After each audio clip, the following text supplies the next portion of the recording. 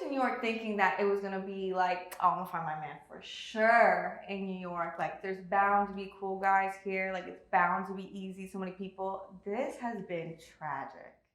So what's your name? Veronika. Veronika. Where are you from, Veronika?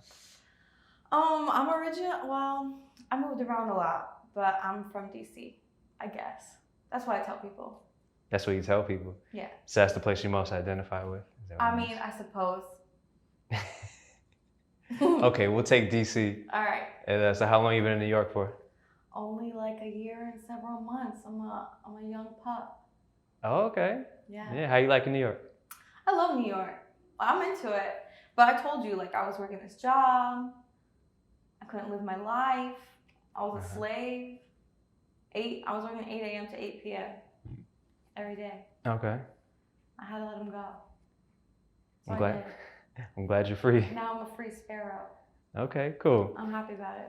So, so now you've been in New York for the last, what, year and a half, you said? Yes. Okay, and what's your current status? Are you single or in a relationship? Oh my God. So I came to New York thinking that it was gonna be like, oh, I'm gonna find my man for sure in New York. Like, there's bound to be cool guys here. Like, it's bound to be easy. So many people. This has been tragic. This has been tragique, as I would say. Really? Compared to DC? Yes, it's been tragic. So explain, please give me more detail on why it's been tragic. It's no bueno. I got catfished like the first week I came here. You got catfish? Yeah. It was a girl. Wait, oh, okay. You're supposed to meet up with someone you thought was a guy and turned out to be a girl. I was talking to him for like a month. Uh-huh. On like some dating app. And I go to the bar that he tells me to go meet him at. And I'm like, all right, I'm here. Like, we've been talking to each other for a month. What's good? And he's like, oh, I'm so sorry. Like, family emergency, my bad. And I was like, okay, that's weird. Like, you could at least say like, you know, so sorry in person or something. Yeah. And then some girl comes, you know, like, I don't know the name for this, but you know those people that like dress up as animals? Yeah. So I had one of those approach me, a girl, and be like, you look so cool. I was like, I'm so sorry, but like, I'm just texting my friend right now. I'm not trying to like engage. She's like, well, your friend's not coming, but you should hang out with me. I was like, what? Wait, how'd you know it was a girl under the costume? Because then I texted her. I said, you're a catfish, and was like, I didn't deny it. It was that girl. Wow, that was early in the game, so it's not been going well. Yeah. It's not been going well. Everybody's very whack. Very what? Whack. In what way? Who have I been dating? Oh yeah. Oh, this has been bad. This has been a bad year for me. Oh, sorry. Yeah, this has been a bad year. I mean, I don't know. I feel like first of all, everybody on dating apps is whack. What makes them, go into detail, what makes them whack? I don't get it. You're just not cool if you're on a dating app. But you're not, whoa, okay, that's a big thing. Because you're on a dating app yourself. I'm on a dating app. So you were not cool before you got a dating app. Yeah, I'm a hypocrite.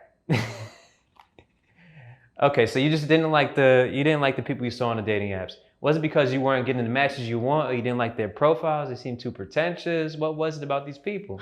I feel like I don't know. Everybody's like really caught up in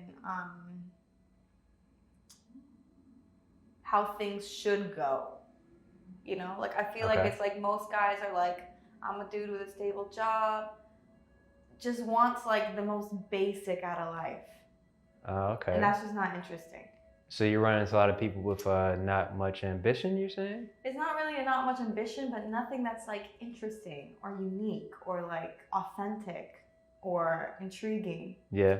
You know? Who's the last intriguing person that you met? What made them intriguing? I'm like kind of out there myself, but I was at a bar. I was having a beer with my guy friend and my girlfriend. One of his friends came in, and it was like, whoa! You could tell that his energy was just different. He was just different. Yeah. You could tell, like it was some other.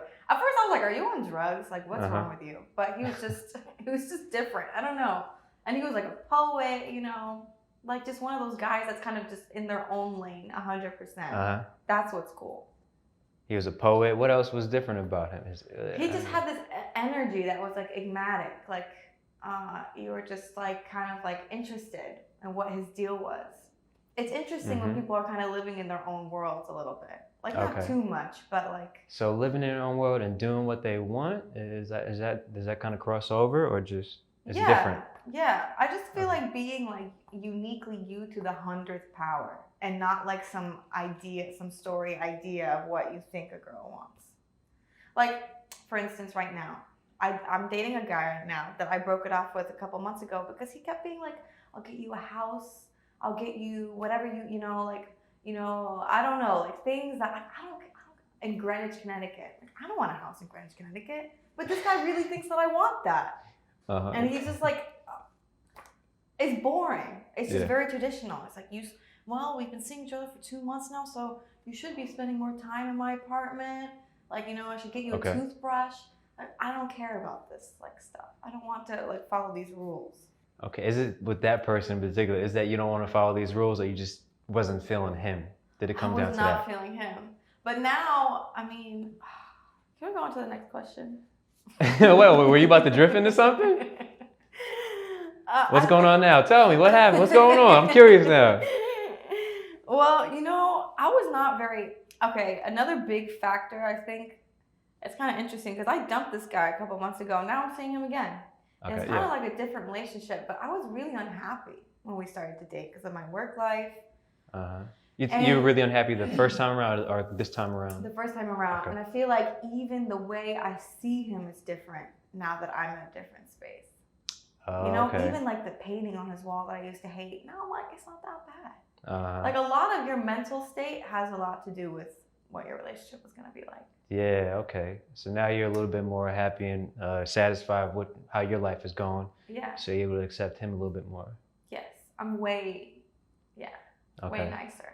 Well, that's good. Okay, so, all right. So that's a good thing then. That's a good thing. That's a very good thing to learn. So how long you been redating this guy again?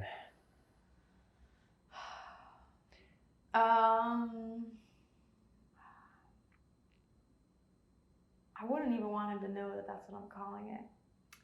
But I guess like a couple weeks. Couple weeks. And because you were the one who split off before when you were dating previously, what made you start dating him again if you weren't feeling him the first time? I'm unemployed now. I got free time. Okay, I see what you're saying.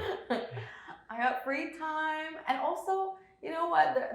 I have to say, like, there is something nice about knowing someone who really genuinely really cares about you, is a good person, you know, like has my best interest. Yeah. There's something very comforting in that. And I felt like, in some ways, it was a bit of a crutch of me. That's how that I went back in the beginning. Yeah. And now it's just like fun. Okay, so it's starting back off on a good foot though now. Yeah.